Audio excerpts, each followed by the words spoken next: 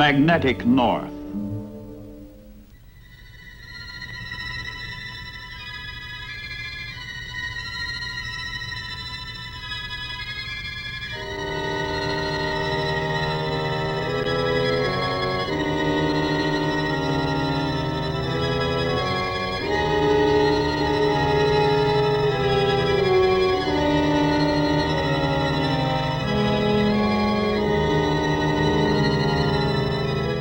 A few hours ago, and a few hours hence, over the vast, empty territory of Alaska, Americans fly tedious, repeated patrols.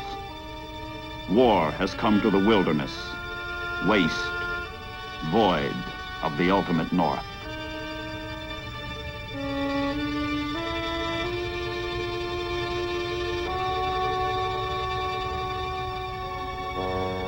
For the first time in history, the vacuum that is the top of the world is filled by major powers who meet there and clash.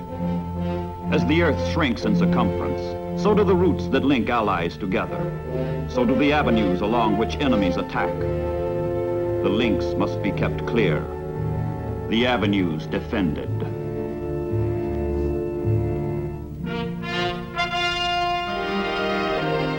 After Dunkirk, while Englishmen stand at bay, marshalling their strength, they strike to the north. Under Lord Mountbatten, crack commando troops hit key enemy coastal positions with swift, ravaging raids in the ancient tradition of the Royal Navy, the tradition of Drake and Essex. In March of 1941, a commando force works its way through tortuous Arctic waters to stab at the Lofoten Islands off German-occupied Norway. Fish oil tanks, factories, and installations crucial to the enemy war machine are marked for destruction. The creed of the commandos? Plan thoroughly, strike boldly, retire swiftly.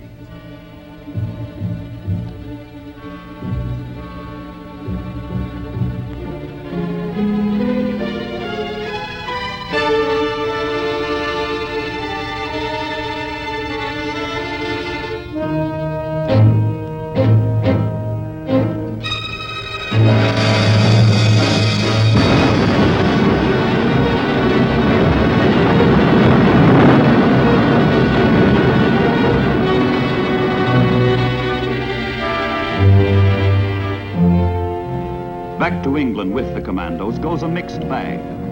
Local quislings and captured German officers.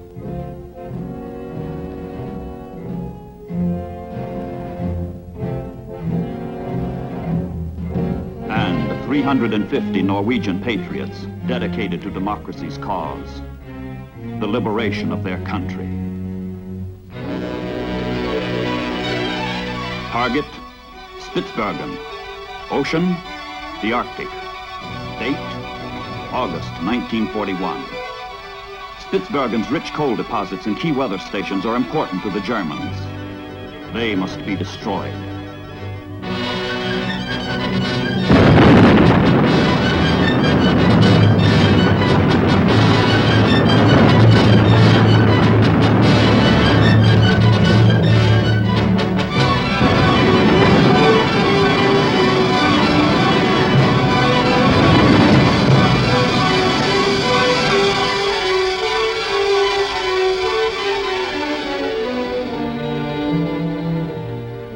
The magnetic north draws raids of increasing scope and violence.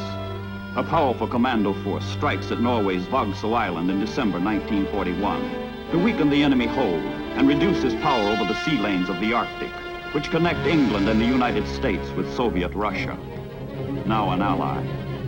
But Vogso is heavily fortified, and stubborn German defenders fight back.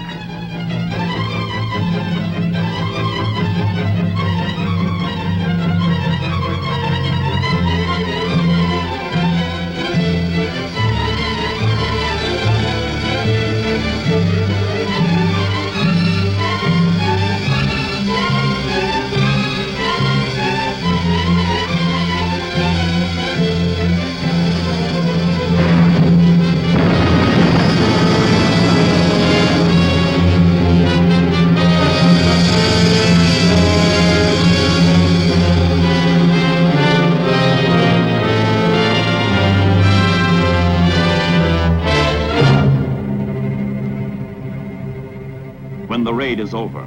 150 Germans are dead. More military installations wrecked. More patriots liberated. More quislings captured. And the commandos head for home as their countrymen, together with the Americans, determined to get supplies to desperate Russia, no matter what the cost. An ally is in peril, and a lifeline is flung across the top of the world. It is the most expeditious way of feeding embattled Russia from democracy's arsenal. The shortest route. But for the pregnant ships, the grimmest, the harshest, the cruelest.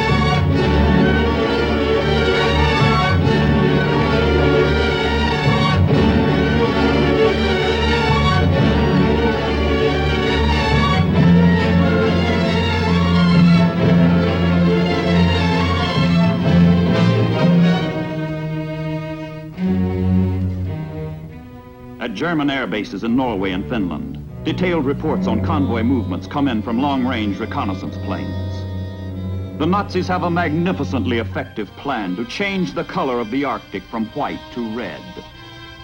How?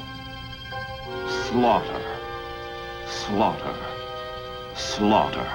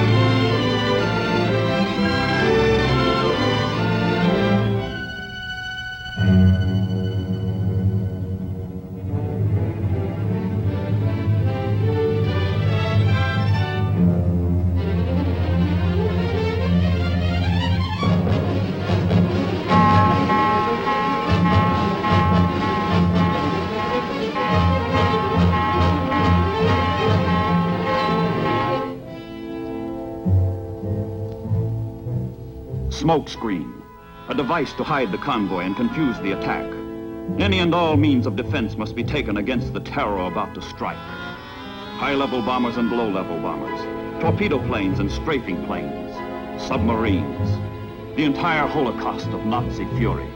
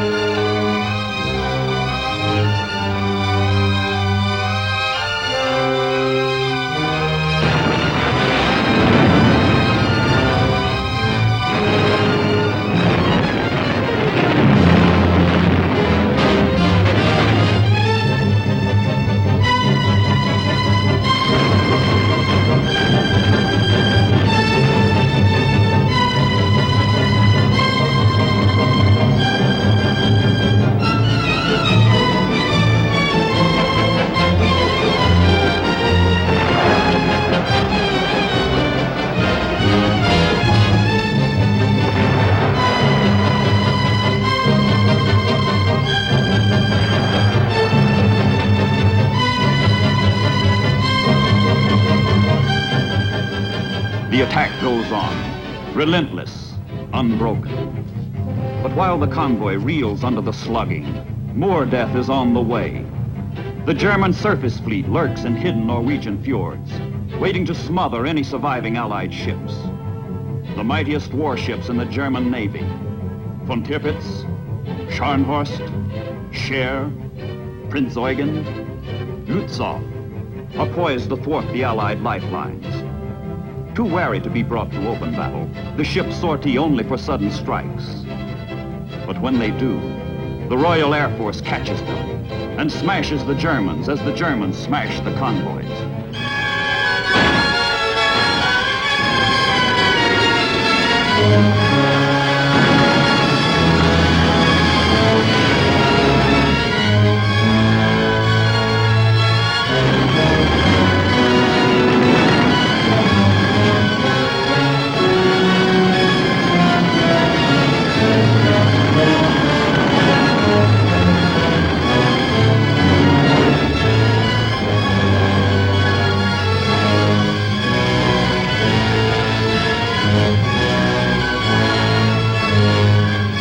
Now the Germans reel in the seesaw struggle for the Arctic, but the Murmansk convoys come close to full disaster. The German attacks continue around the clock, continue for days on end. If the Germans can choke off the flow of supplies to Russia, munitions, oil, food, machinery, guns, planes, tanks, trucks, the bleeding Red Army may collapse.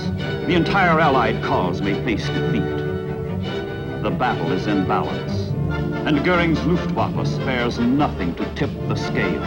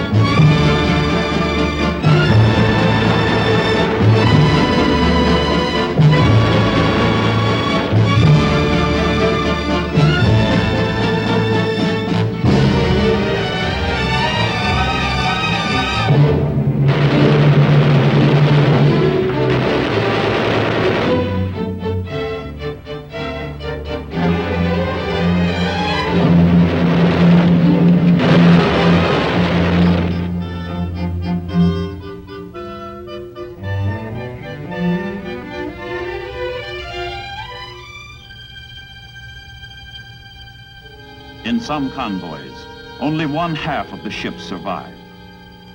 On no other sea route are losses so high, casualties so terrific. Even for those who survive the German onslaught, the end is not yet.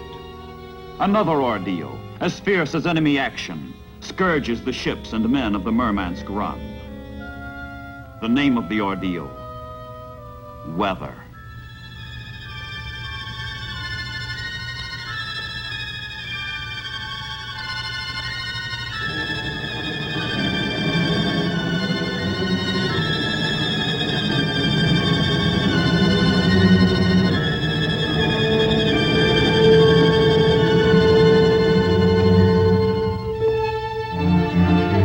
Murmansk, the goal, journey's end. Through its ice-free harbor pour many thousand tons of Allied supplies that sustain a friend whose call for help we are pledged to answer. Here American, British, and Canadian seamen make their proudest boast. Despite Nazi hell and Arctic high water, we deliver the goods. The goods that bolster Russia in her darkest hour and help stem the German hordes at Stalingrad.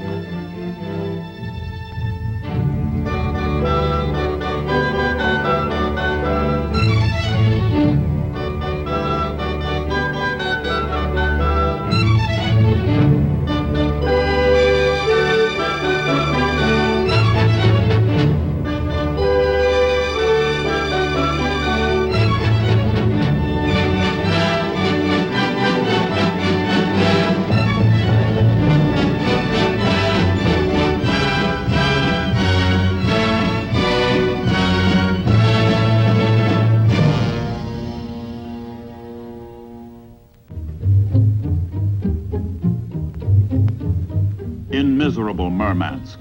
The suspicious Russians restrict the movements even of their own allies.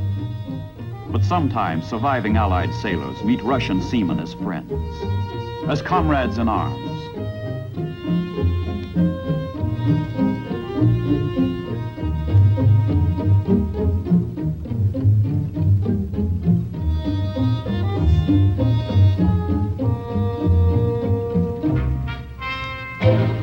Directly across the North Pole, the United States faces the Soviet Union on the Bering Sea, where the Aleutians stretch 1,000 miles toward Asia. Here, too, contact is made with the Russians. The United States Navy transfers ships of war to the Red Navy. And with the ships goes the knowledge of how to use them.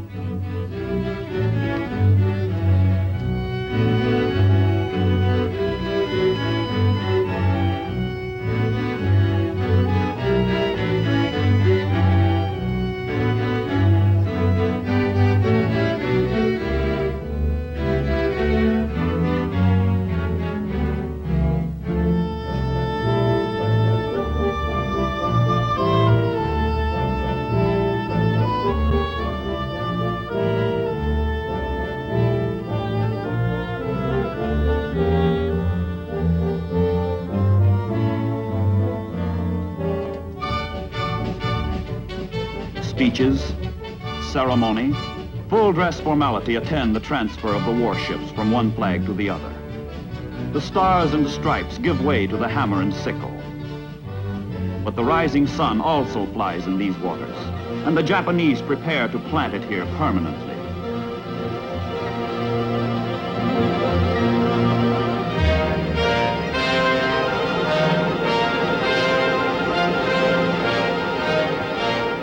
The top of the world is a Japanese target, and she pinpoints Attu and Kiska for invasion as part of her overall strategy in the Pacific. The Aleutian Islands are to be the northern anchor of Japan's oceanic defense line.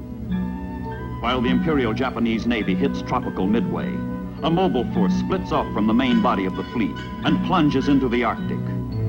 Alaska and Canada are threatened by invasion as enemy troops approach American soil. The Aleutians. Prophets of war have warned. One day Japan will seek to invade America through the Aleutians. The Japanese have come.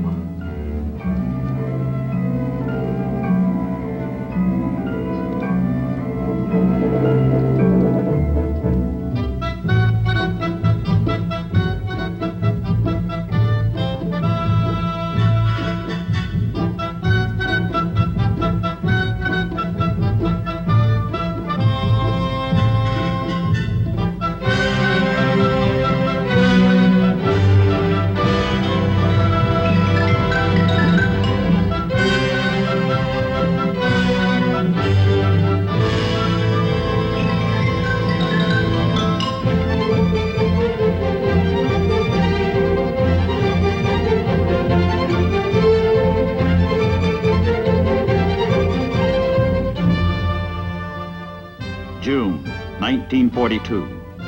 Attu occupied, without opposition. Kiska occupied, without opposition. 10 forlorn Americans are captured at the Kiska weather station. At scattered, dreary, undermanned bases, like Dutch Harbor in the eastern Aleutians, American pilots brave the world's worst flying weather to harass and reconnoiter the Japanese. Their mission is to neutralize the enemy on Attu and Kiska, cut off his supplies and make the islands worthless, until men and ships can be gathered to recapture them. Attu and Kiska in Japanese hands menace the United States, but in American hands they will threaten Japan. Both sides fear attack by way of the Aleutians. Each side seeks to block the other.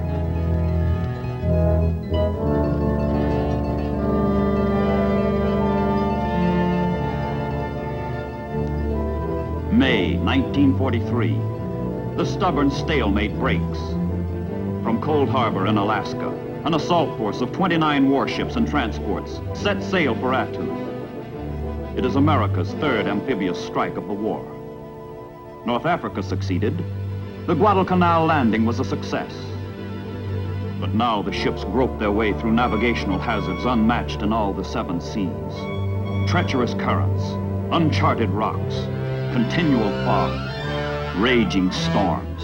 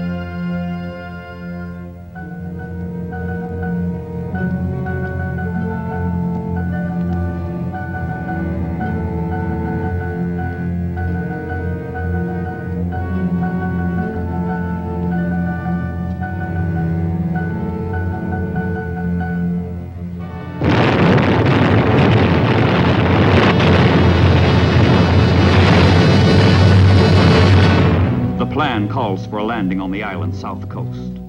The place? Massacre Bay. The orders: advance into Massacre Valley, where the enemy waits.